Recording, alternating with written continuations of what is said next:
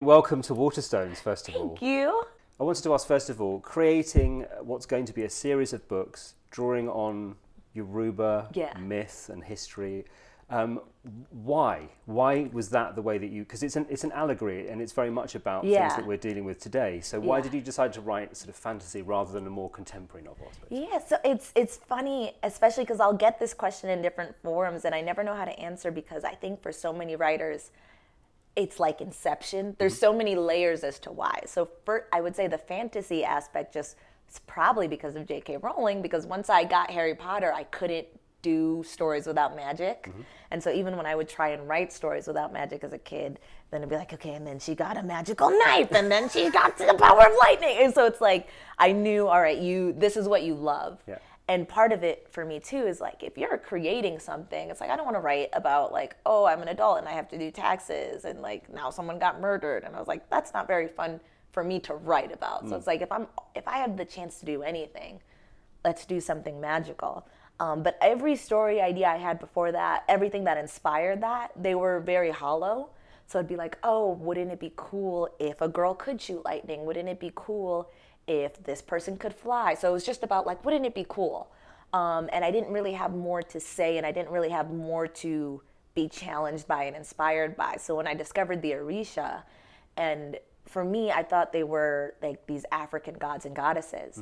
And I had never seen anything like that. So I didn't even know that African gods and goddesses existed. And when I discovered that the Orisha were West African, that they were not just West African, they were Nigerian, that they weren't just Nigerian, they were Yoruba, it was like being inspired by something real and personal for the first time. And then with writing about what's going on today and making an allegory for the Black experience, that wasn't my intention. I was planning on writing about police brutality. I knew I had to just work through all the really complicated emotions that come from living in a society where you're seeing that every day. I think that's what people don't understand. We don't just have to be afraid of dying. We have to be afraid of being physically assaulted. We have to be afraid of being tased. We have to be afraid of being sexually assaulted.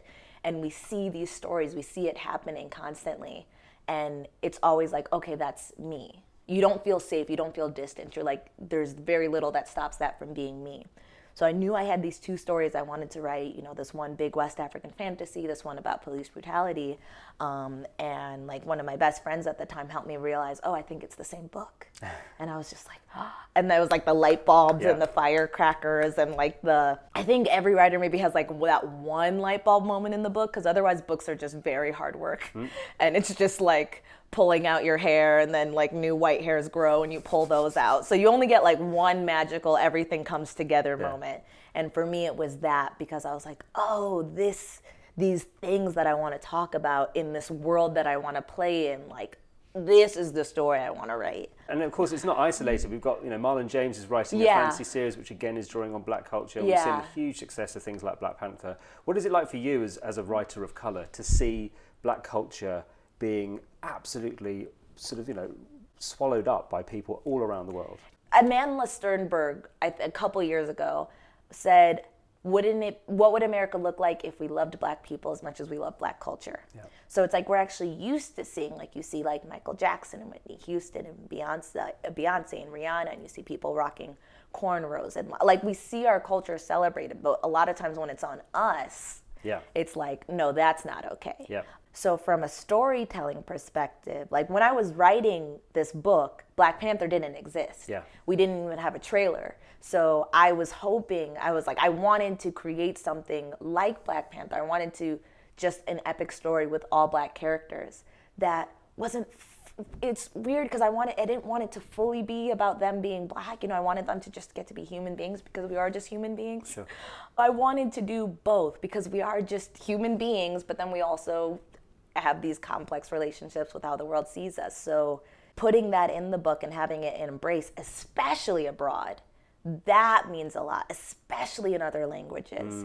Like I remember having conversations in the Netherlands. I can't even say my book name correctly there. It's like Bloed in Beenderen. That's not right, but that's as close as I can get. So I can't even say it. Yet they've read this whole book and we're sitting there talking about police brutality. They don't even have guns in that country. Right. So that's when I was just like, oh, this is beautiful. And seeing it on a larger scale, with Black Panther opening up doors, and hopefully stories like CBB and like Marlon James' new book, like it's exciting, because I realize now that these things really do change the society we live in. That art and education and youth, to me, like those are the elements for how do we move and change the way people feel and the way people think and the way people view others. How do we create empathy? Like, to me, these are some of the biggest tools, if not the biggest tools we have. So it's exciting as a creator, but more as a human. This is a first book in a series. Yeah. Can we find out anything from you? Can we tease any information from you about where the series might be going? Yes. So I know where the series is going. Mentally, book 1 came to me very quickly. Book 3, I was like, oh my God, here's what happens. It's going to be epic. Book 2, I was like, what's going to happen? What's going to happen? And I was so stressed while I was like writing book 1, because I was like, I need to know, because I don't have a lot of time for book 2 already. And when it came to me, I was like, okay, we're good. So I can't give you specifics, but what I can say is, like, I don't believe in a bridge book. Like, I am more excited about this adventure than CBB. I'm a bit biased, though, because I've lived with it so long and I think everything is boring. I'm always like, oh, that's completely expected. And they're like, you don't understand. Everyone else isn't thinking about this about 24/7 for multiple years. So I was like, that's a good point. But yeah, I'm excited because now that I don't have to introduce so much, there's more room to play, and like it's a different adventure, and so much happens. I'm so excited. I will say there's a lot more Rowan, though. Okay. Which is important to a lot of people. Yeah. And that's really funny, because I am in love with Rowan, but I was like, oh, because I am, literally everyone is. Even Fox was like, is there going to be more Rowan? And I was like, wow, okay, now we're good. We're good, guys. Don't you worry. I got you. Well, we gave this book to children to sort of help judge the Waterstones Children's Book Prize. And when I went to speak to them and film with them, I was amazed that the range of pupils in this school who had read this book, boys, girls, children of all colours and creeds and races and sort of cultures, they had all found something to identify with. And I think part of it was that idea of magic. And maybe that, as you say, that does come from Harry Potter. But they were similarly wanting book 2. Yeah. They are ready. People are like, I get a lot of messages, like earnest messages, of people making their cases for why I should give it to them now. And I was like, I don't think you understand. It doesn't exist. Like, what exists now is not something you want to read. I was like, I'm not keeping it from you. Like, I am making it in real time. That's why I post about it, so you can see it and not get stressed and be like, what are you doing? I was like, I promise you, I'm doing it. I was like, look at my crazy eyes. I was like, look at my dark circles. Like, I promise. Like, I'm not in La La Land. Like, I am working because I want it to be this big thing. But I love it, especially because it's so meaningful. The cover especially. Like, when I see, like, a little white boy in Texas, like holding it up, like, where's book 2? Yep. And I'm like, this is such a beautiful image. Yeah. We can't wait for the second book.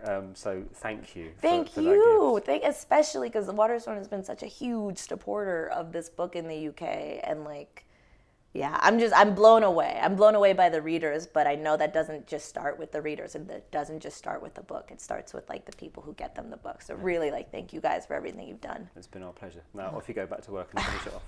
I know, people are like, what are you doing? They're like, come to my country, but finish the book. And so I'm like, decide.